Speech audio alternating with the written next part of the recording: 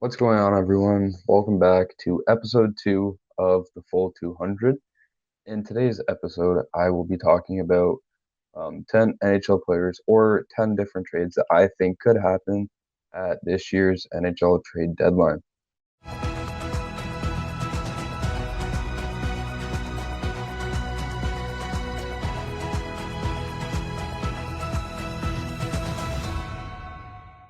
Well, the NHL trade deadline is on Friday, March 6th, and I expect it to be a very active deadline this year. We see a lot of teams that could be buyers and a lot of teams that could be sellers too. And in this video, I'm going to go over a few trades that I think could happen. And by no means am I an insider, so I don't know. This is just a few players that I think could or should be moved and to where and what a return for that player could look like. The first trade that I think could happen is Vincent Trocheck of the New York Rangers getting traded to the Minnesota Wild. So why I think this trade could happen is because Trocheck's name has been in rumors ever since it has been speculated that the Rangers are going to be trying to move as many pieces as they can. And they already moved their best player in Artemi Panarin. And I think that Vincent Trocheck could be next.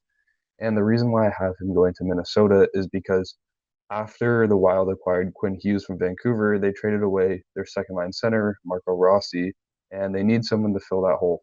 And I think Vincent Trocheck could be that guy. So, what does a return look like? So, for a return package of Vincent Trocheck, I have the Wild giving up Ryan Hartman, mostly for salary reasons, as well as Carson Lambos, a 2027 first round pick, and a 2026 fifth round pick. And the reason why I think this package works is because Hartman is good to fill salary and match Vincent Trocheck, who makes more than Hartman, but they are still pretty similar. As well as the Rangers getting Carson Lambos, who is a young defenseman and he hasn't shown too much NHL potential yet, but he could be someone that could play games for Rangers this season, potentially next season, and maybe turn into a future NHL player for them. And they also get a first round pick, which is probably the main point of this deal. And then the fifth round pick is just a throw in for taking on Hartman's salary as well as some extra compensation. So the second trade I have is Blake Coleman of the Calgary Flames going to the Dallas Stars. And the reason why I think this trade works is because Dallas just had to place Tyler Seguin on LTIR, and they're going to need another forward. And I think Blake Coleman fits that role perfectly. He's a playoff style player. And another bonus is that he is from Dallas, so I could see him wanting to go there. And a package of picks is what I have going back to Calgary. They are in a rebuild, and I feel like they're just going to try to sell as much as they can and get as many assets in return for their future. So I actually have Dallas giving up a 2026 second round pick and a 2027 fourth round pick for Blake Coleman. The third trade that I have in this video is going to be Tyler Myers of the Vancouver Canucks going also to the Dallas Stars.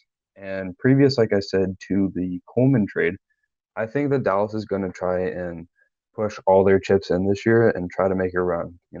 They've come up short the past few years, and I feel like this year they really have the pieces to put together a good run. And I think one of the holes that they do have on their team is another right-handed shot defenseman, and I think Tyler Myers could fit that role perfectly. He probably won't be playing first pair minutes, but he would definitely be in their bottom four. And he's a big body, good playoff style player.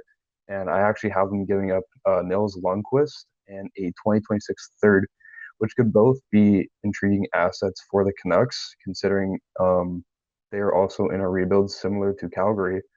And Nils Lundqvist just helps them keep some NHL talent on their roster now while also getting younger. And then they also get a third for their future.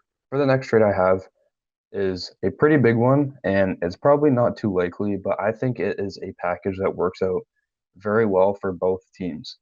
Now, I will say for this trade, it was hard um, coming up with a package that seems the most likely for both teams. And the way I thought about this is similar to the Jake McCabe trade from a few years ago at the deadline when the Leafs acquired him.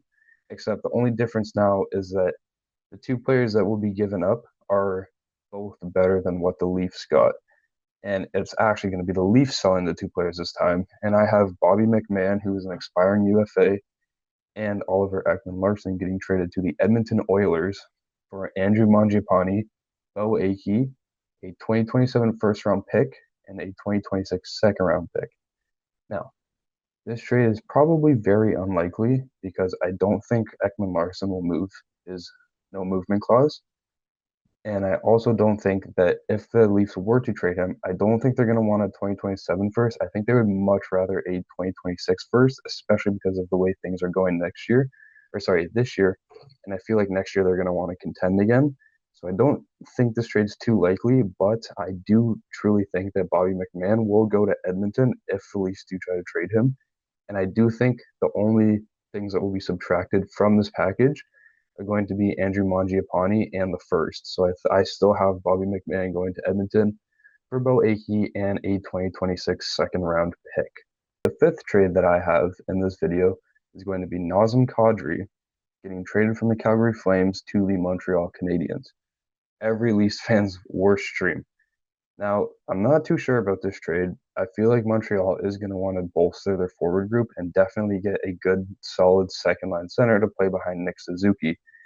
And I do think that Calgary is going to want a high demand for Nazem Kadri because he does have term left and he's still a very, very good player.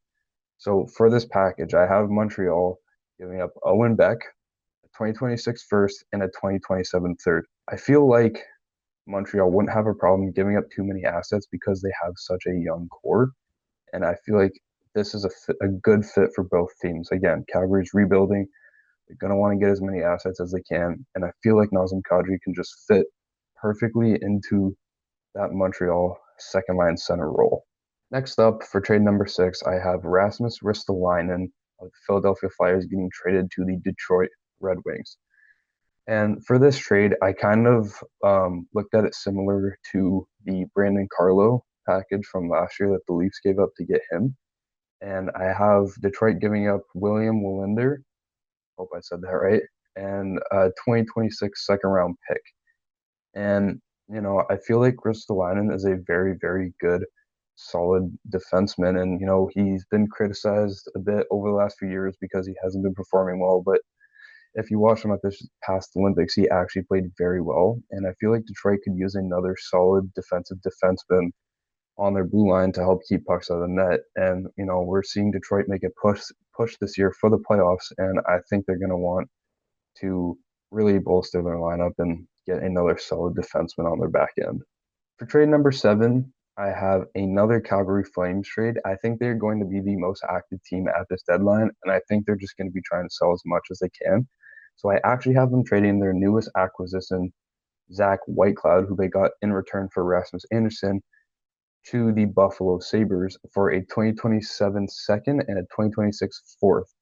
Now, why I think this works for both teams is because, again, I know I'm just reiterating myself, but I feel like Calgary is just going to want to sell and get as many assets as they can for their future because they are trying to rebuild.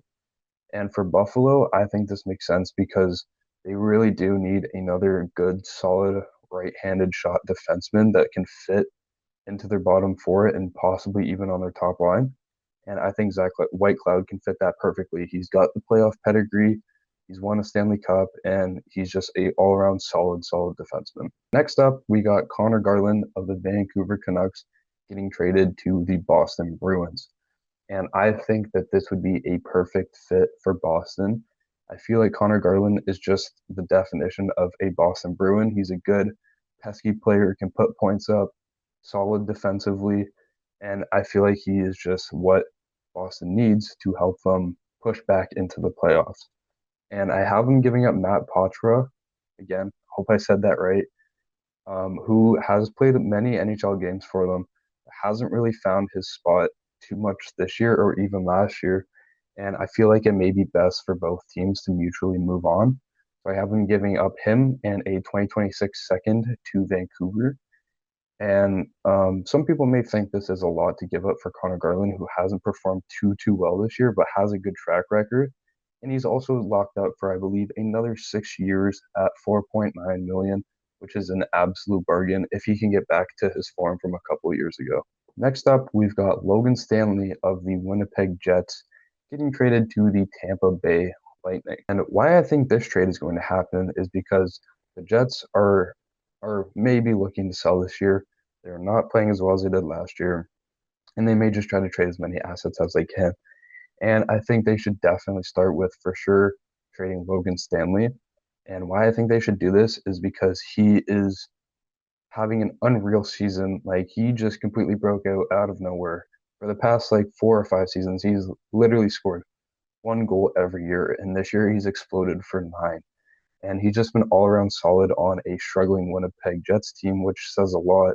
And I think there are going to be a lot of teams out there that are going to want his services. And I believe that Tampa Bay should be one of those teams. They are a top team in the league. They're very strong from top to bottom, but it never hurts to get some extra assets. And I think he could be perfect on that bottom pairing in Tampa Bay for a shutdown role, or even just playing a good two-way game. He's big and he's got that playoff style mentality, and I think he could solidify their bottom end.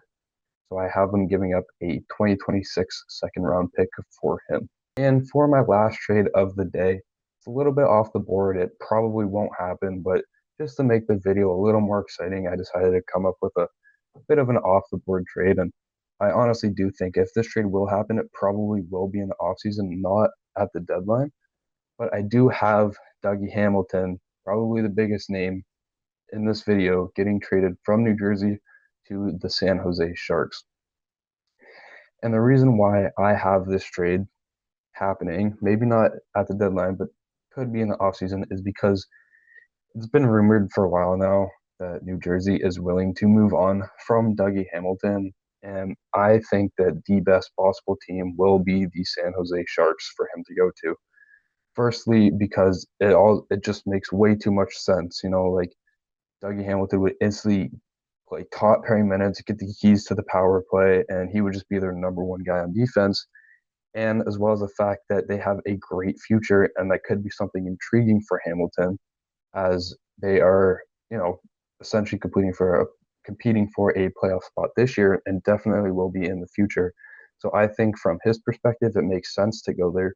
And then from San Jose's perspective, again, it makes sense because they need that number one defenseman to help their playoff push. Maybe not this year, but definitely in the future. And Dougie Hamilton can definitely be that guy. It does help that the Sharks have, I think, about $45 million in cap space this offseason. And although Hamilton has a high cap hit of $9 million, it's not that big of a deal to them. And they also have a ton of assets to make this deal work. So I came up with a smaller package of what could it look like, or what it could be based around. And I have prospect Quentin Musty and a 2026 second round pick. Now, there probably will be a lot more pieces to this deal, but I feel like if he were to be traded at this deadline, that would probably be what the package would be based around.